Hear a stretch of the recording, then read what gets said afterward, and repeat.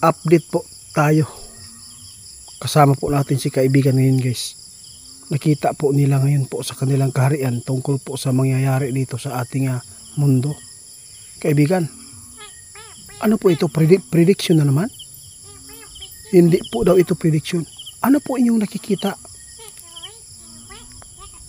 Oo, naalala ko po. Bakit po? Anong problema? Ha? Nako, balikan po natin guys sa ipapabot sa inyo, sabi natin kaibigan. Ito dapat po talaga maghanda na po kayo kasi po hindi na maganda ang mararanasan po ng mga tao dito sa mundo ninyo. Bakit po kaibigan? Ano po bang mangyayari?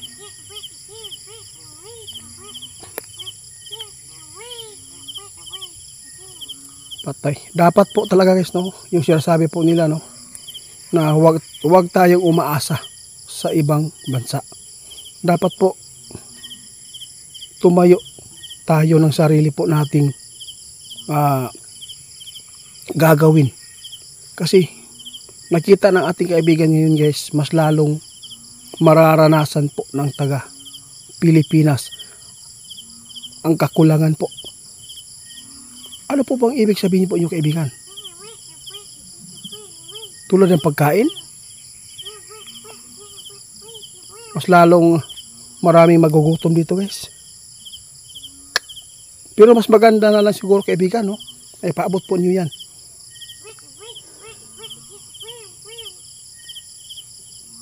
Nako. Grabe guys, oh. Sabi ng ating kaibigan, itiit. Paghanda kayo na mayroong mangyayari at madadamay po ang inyong bansa kung ito ay sisiklab po yung kaguluhan.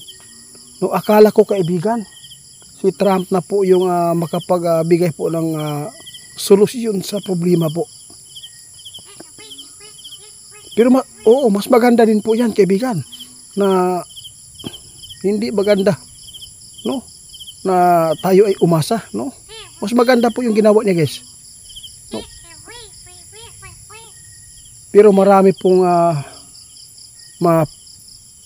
paralisado dito, sabi ng ating kaibigan, kasi po napakarami palang umaasa doon sa Amerika.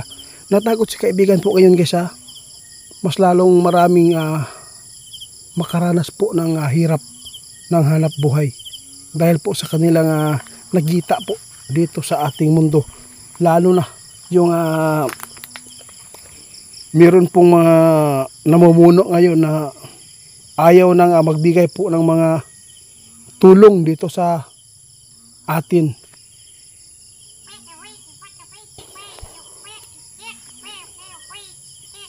Unti-unti nagbabago.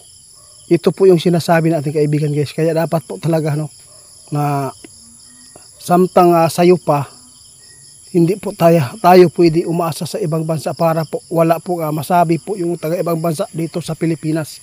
Kung mayroon ng mga tulong, ditanggapin kung ikakabuti. Di ba kaibigan? Ano po ba talaga ang problema po dito? Bakit po nyo nabanggit yan? Kaya pala guys, no, napaabot ni kaibigan ito dahil po ay yung ipinapaabot nila dati dapat magtanim, no? Kasi hindi po natin alam, lalo na parang matutuloy po talaga ito na mangyari po yung kaguluhan. Damay pa rin tayo. Maraming mga Pilipino na madadamay dito guys kung sa tuwing ito ay mangyayari man po yung kaguluhan dahil po sa mga namumuno ngayon na hindi po nagkaunawaan.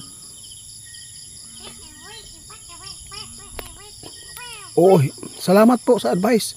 Ang gagawin lang po natin dito guys, yun po siya sabi po niya kaibigan, na magsipag na lang po tayo sa pagtatanim po ng mga sifting pagkain kung sa tuwing man po ito ay mangyari po yung sinasabi po niya. Sa bagay, oo, tama kayo. Nakasulat naman po yan talaga.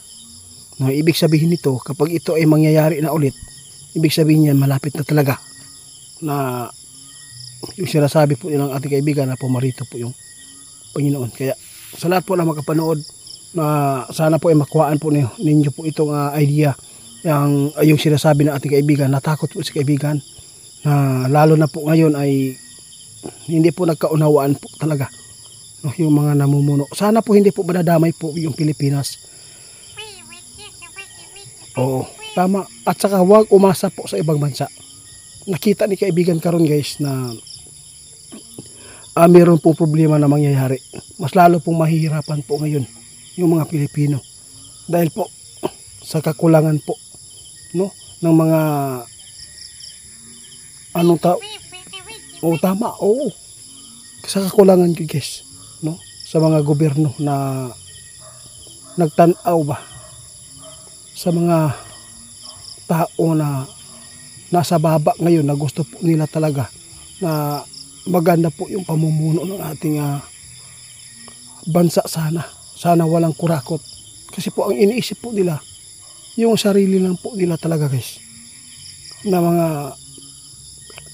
yung pangungurakot nila, yun lang po ang iniisip nila. Hindi po nila iniisip yung mga tao na nasagasaan po nila, umaasa po sa kanila.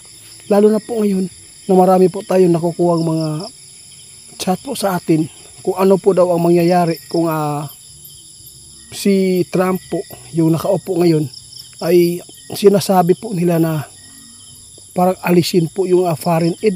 Anong tawag dito? Yun po, marami kaya ano ko lang to, isali ko na lang to sa inyo kaibigan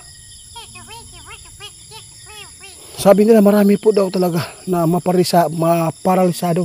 Pero okay lang po yan, at least yung Pilipinas parang hindi naman po totally umaasa po sa ibang bansa, no?